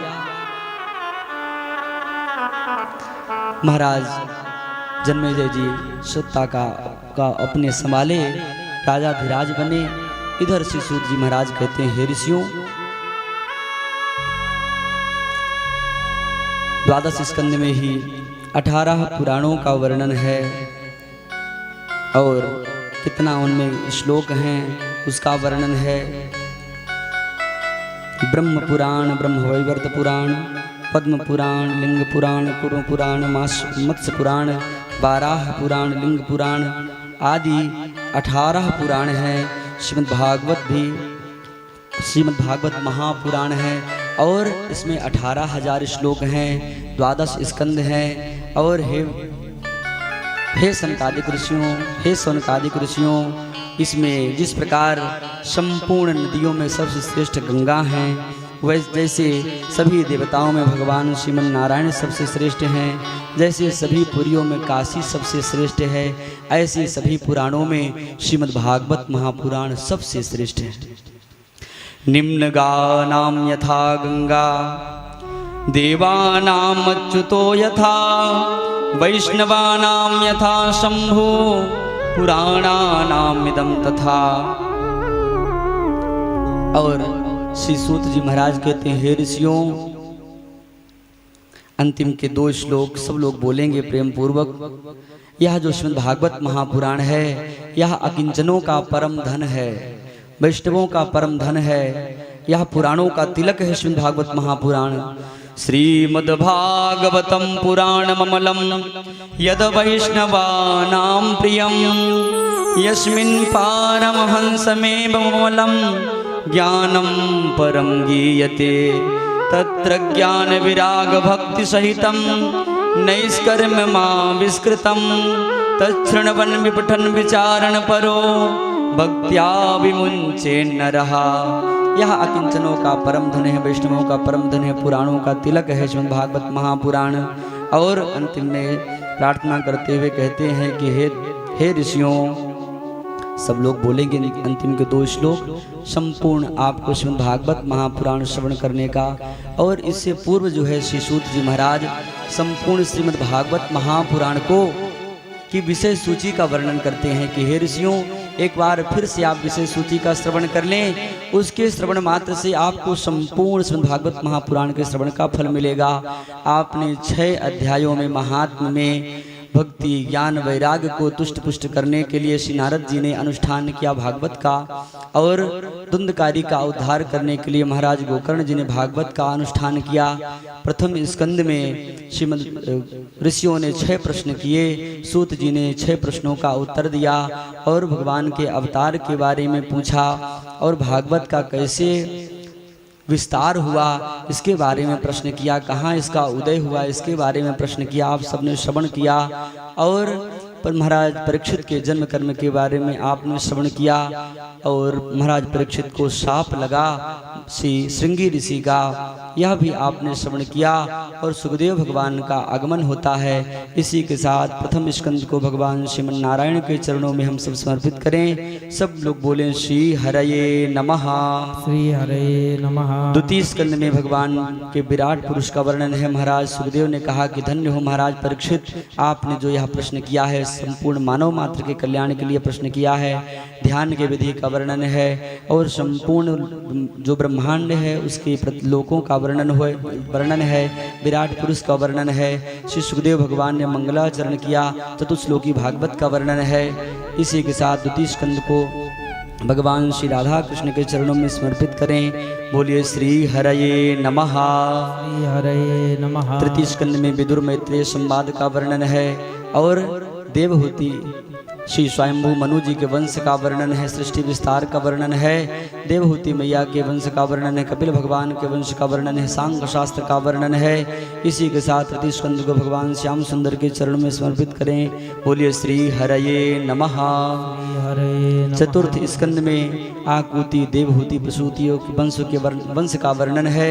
भगवान शिव के सती जी के साथ विवाह का वर्णन है। यज्ञ के विध्वंस का वर्णन है और उत्तानपाद जी के वंश का वर्णन है। ध्रुव जी महाराज के वंश का वर्णन है और महाराज प्राचीन वरी अंग का वर्णन है। सभी और भगवान पृथु के वंश का वर्णन है, चरित्रों का वर्णन है। इसी के साथ चतुर्थ स्कंद को भगवान श्री राधा श्याम सुंदर के चरणों में समर्पित करें। बोलिए श्री हरये नमः। श्री हरे नमः। पंचम स्कंद में श्री प्रियव्रत जी के वंश का वर्णन है। इन्हीं के वंश से महाराज नाभ हुए। इन्हीं के वंश से महाराज ऋषभ देव हुए और इन्हीं के वंश में श्री भरत जी महाराज हुए। संपूर्ण भूखंड का वर्णन है। अनेकों नदियों का वर्णन है। पवित्र नदियों का, नदों का, सरोवरों का, पर्वत पहाड़ियों का, नरक का वर्णन है। श्री पंचम स्कंद भगवान श्याम सुंदर के चरणों में समर्पित करते हुए सब लोग बोलिए श्री हरये नमः।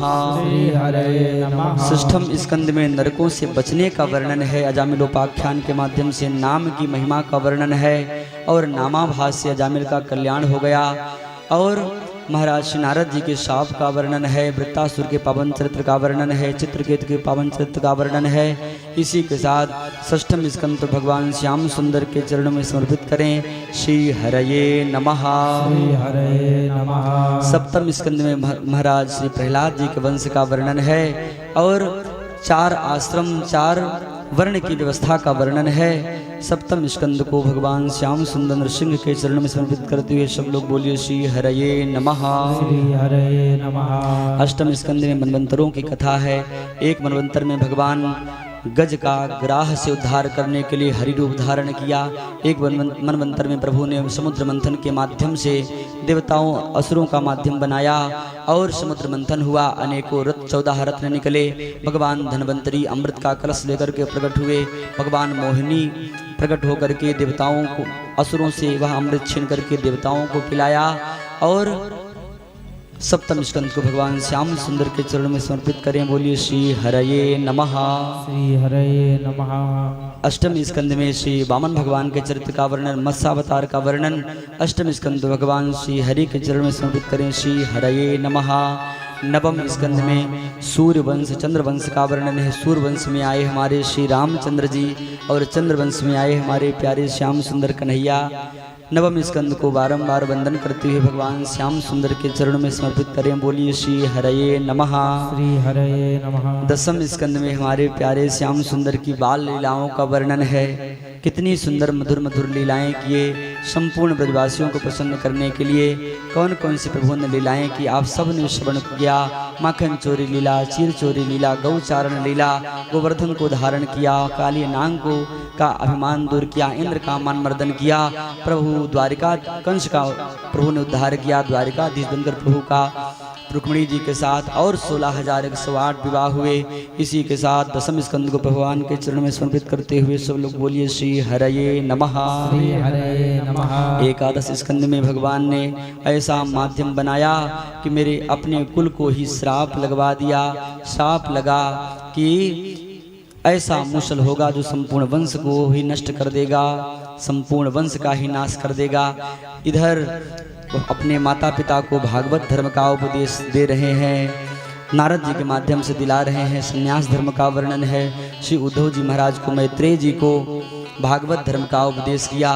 इसी के साथ 11 स्कंदों भगवान श्याम सुंदर के चरण में समर्पित करते हुए सब लोग बोलिए श्री हरये नमः। श्री हरये नमः। 12 स्कंद में संपूर्ण इस कलिकाल के कैसे कैसे राजा होंगे, कैसे कैसे प्रजा होंगी, कैसे मानव होंगे, कैसे उनका चरित्र होगा, कैसे अपना संपूर्ण कलयुग में कैसे कैसे जीवों का जो अपना कल्याण करना चाहे, नाम की महिमा का वर्णन है। और केवल नाम ही ऐसा एक साधन है जो मनुष्य को इस भवसागर से, इस भवाटवी से पार कर देगा। भगवान का नाम का ही आश्रय लेकर के सब लोग इस भवाटवी से पार हो सकते हैं।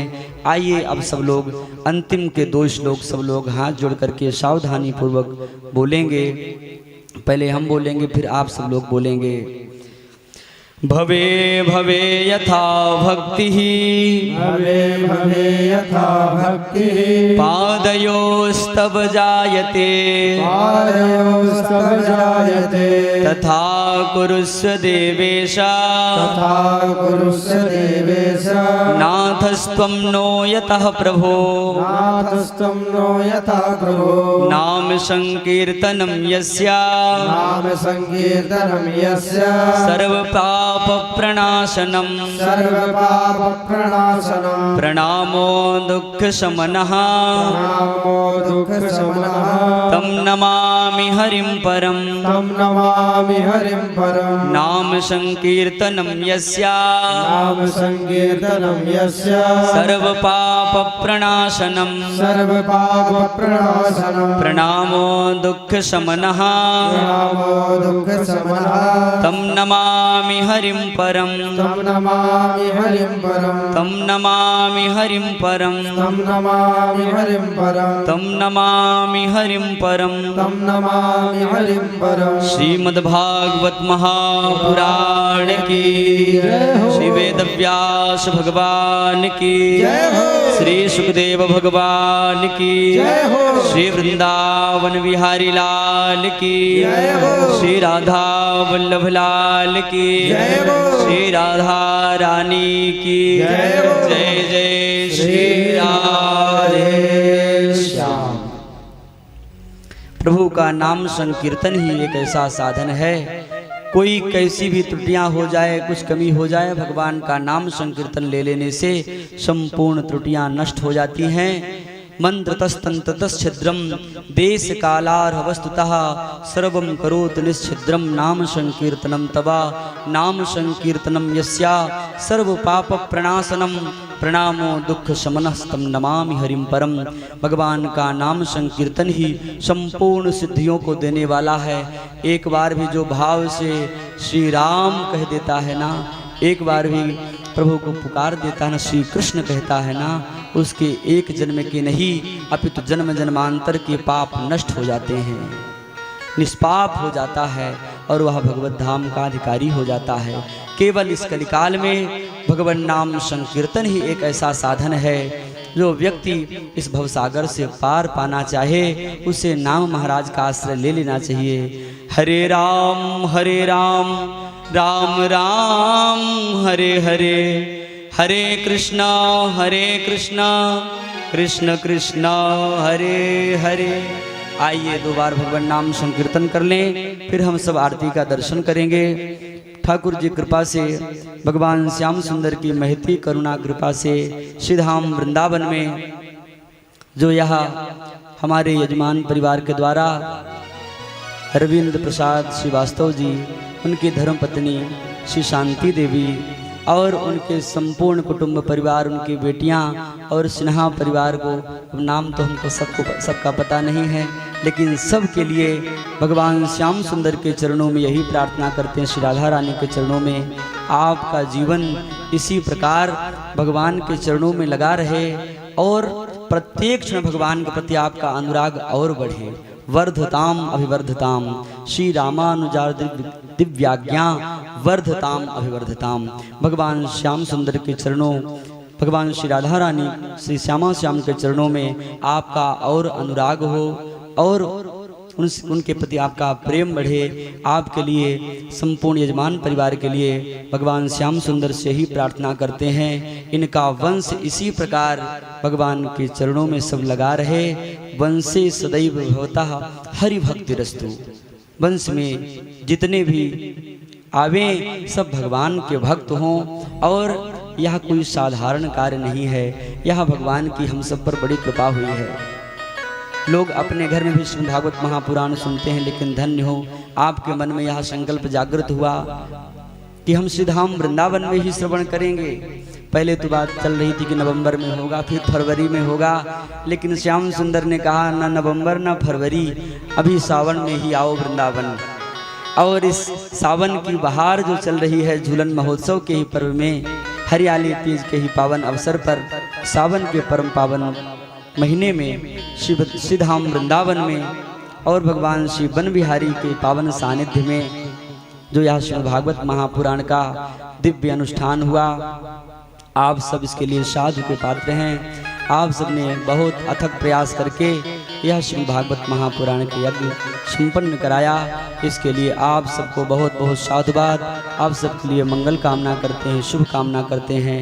माइक वाले भैया के लिए भी और जो रिकॉर्डिंग वाले भैया हैं सब के लिए भगवान श्याम सुंदर से, और हमारे जो संगीत वाले सभी गंधर्व लोग हैं, ये भी गलतियाँ तो बहुत की, लेकिन चलो ठीक है भैया। हमारी प्रार्थना ये है, हमें देखिए किसी को, हमें ये नहीं रहता कि हम किसी को सुनाएं, हमारी कथा सुनाने से प्रसन्न हो। हम केवल श्याम सुंदर को कथा सुनाते हैं, श्री राधा रानी की कथा सुनाते हैं। उसमें जो कोई इधर उधर किया मुझे कष्ट होता है। तो आप लोग सबके लिए भगवान से मंगल कामना करते हैं कि हे प्रभु, हे श्याम सुंदर, आप सभी का मन, हमारा सबका आपके चरणों में लगा रहे। इसी प्रकार हम आपकी कथा का गान करते रहें जगह जगह पर। हे नाथ, यही मेरी प्रार्थना है आपसे। आइए दोबारा भगवान नाम संकीर्तन करें, उसके बाद आरती का हम सब दर्शन करेंगे। श्रीमन्नारायण नारायण नारायण नारायण नारायण नारायण। श्रीमन्नारायण नारायण नारायण। श्रीमन्नारायण नारायण नारायण। गोविंद नारायण नारायण नारायण। गोविंद नारायण नारायण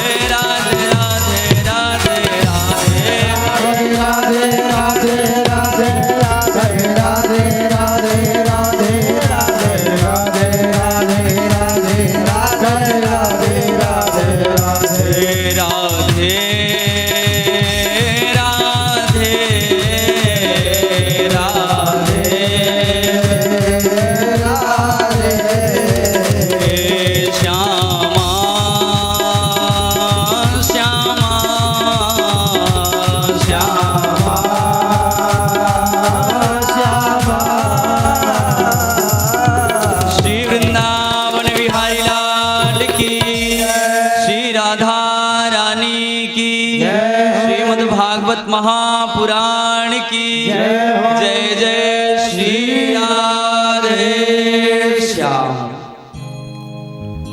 भगवान श्याम सुंदर के चरणों में यही प्रार्थना है कि हे प्रभु सभी का मनोरथ पूर्ण करें। जितने भी आपके यहाँ इस दिव्य धाम में बैठ करके कथा श्रवण किए सभी भक्तों का मनोरथ पूर्ण हो, यही भगवान के चरणों में प्रार्थना करते हैं। आप सबके लिए शुभ कामना मंगल कामना। आइए हम सब आरती का दर्शन करेंगे, उसके पश्चात प्रसाद अच्छा भजन गाएंगे। चलो ठीक है। हाँ, जिन किसी भक्तों को व्यास जी का पूजन करना है और भागवत भगवान का पूजन करना है, वह आकर के इसी समय श्री भागवत भगवान का पूजन करेंगे और एक सुंदर सा भजन आप लोग श्रवण करते रहेंगे।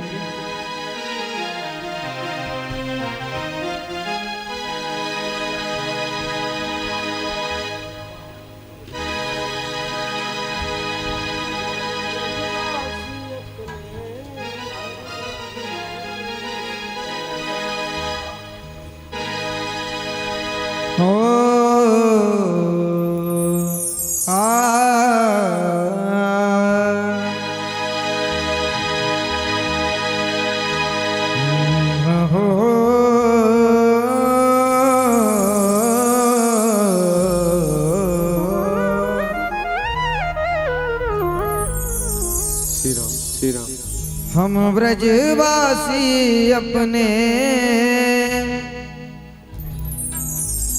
घर जा रहे हैं, हम ब्रजवासी अपने घर जा रहे हैं। ये सुंदर भगवान का भजन आपको श्रवण करा रहे हैं। इसी बीच श्री व्यास जी का पूजन करते रहेंगे। श्री राम।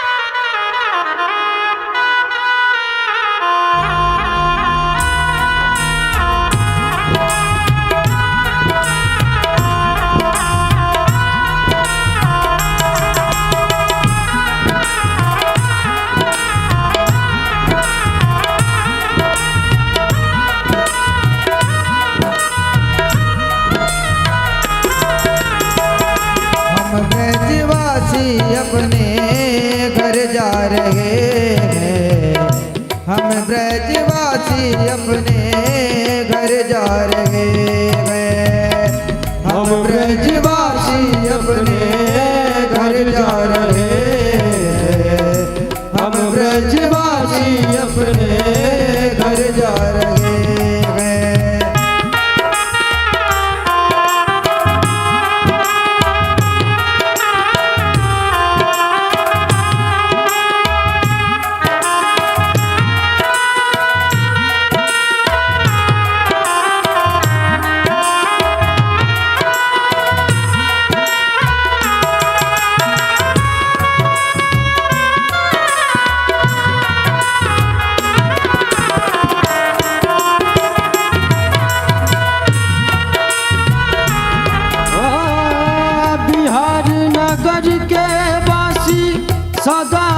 खुश रहना बिहार नगर के वासी, सदा खुश रहना। गलती हुई जो हमसे माफ कर देना, गलती जो हुई हमसे माफ कर देना। आत्मा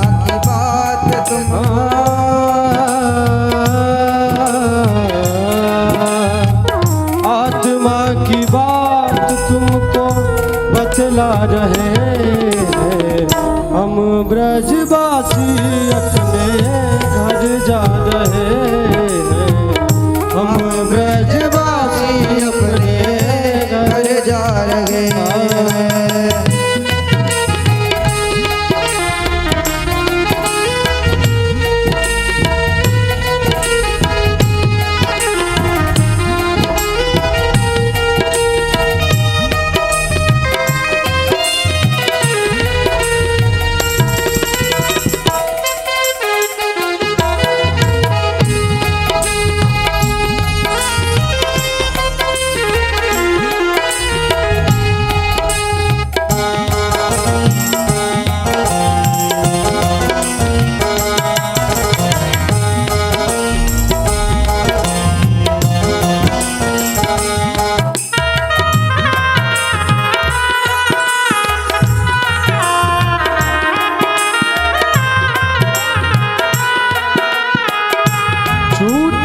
नहीं ये प्यार तुम्हारा, छूटे नहीं ये प्यार तुम्हारा।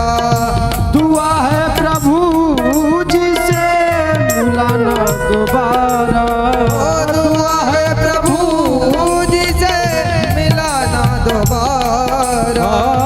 मानो सही तुमको बतला रहे हैं, हम ब्रजवासी अपने घर जा रहे हैं, हम ब्रजवासी अपने घर जा रहे हैं।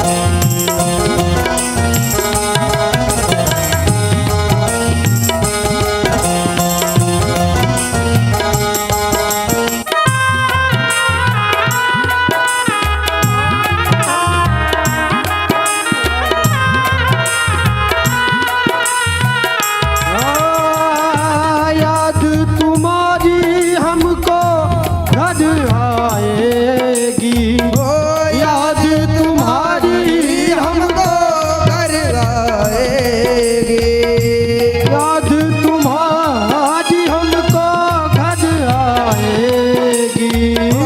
याद तुम्हारी हमको घर आएगी। हाँ, प्यार मिला था कितना तरसाएगी, प्यार मिला था कितना तरसाएगी। हाँ, दिल की ये बात तुमको बतला रहे हैं, हम ब्रजवासी अपने घर जा रहे हैं, हम ब्रजवासी अपने घर जा रहे हैं।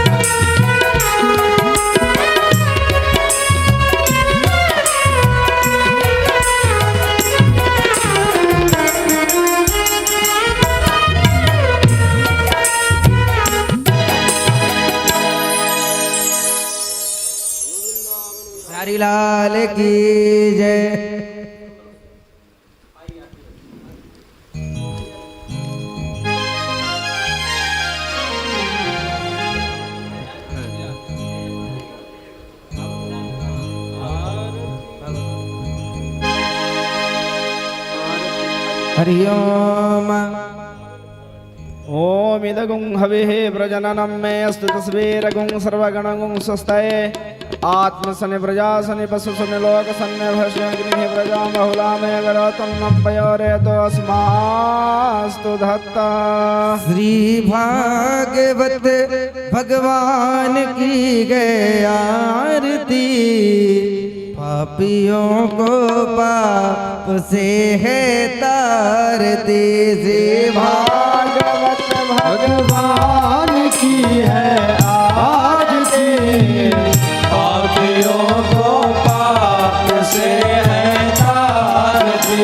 श्री भागवत भगवान की है आरती, पापियों को पाप से है तारती। श्री भागवत भगवान की है आरती, पापियों को पाप से है तारती। ये अमर ग्रंथ ये मोती पंथ ये पैगंबर निराला, ज्योति जगाने वाला। ये अमर ग्रंथ ये मोती पंथ ये पंचम वेद निराला, नव ज्योति जगाने वाला। ये अमर ग्रंथ ये मोती पंथ ये पैगंबर निराला, नव ज्योति जगाने वाला। हरि नाम यही हरि ध्यान यही हरि राम यही हरि धाम यही, हरि नाम ये हरि ध्यान यही, जग के मंगल की आरती। पापियों को पाप से है तारती। श्री भागवत भगवान की है आरती, पापियों को पाप से है तारती। श्री भागवत भगवान की है आरती, पापियों को पाप से है तारती। ये शांति गीत पावन पुनीत, पापों को मिटाने वाला, हरि दरस कराने वाला। शांति गीत पावन पुनीत, पापों को मिटाने वाला, हरि दरस कराने वाला। शांति गीत पावन पुनीत, पापों को मिटाने वाला, हरि दरस कराने वाला। ये सुख करनी ये दुख हरणी, ये सुख करनी ये दुख हरणी, ये सुख करनी ये दुख हरणी। श्री मधुसूदन की आरती, पापियों को पाप से गए तारती। श्री भागवत भगवान की है आरती, पापियों को पाप से है तारती। ये मधुर बोल जग पंथ खोल, सन्मार्ग बताने वाला, बिगड़ी को बना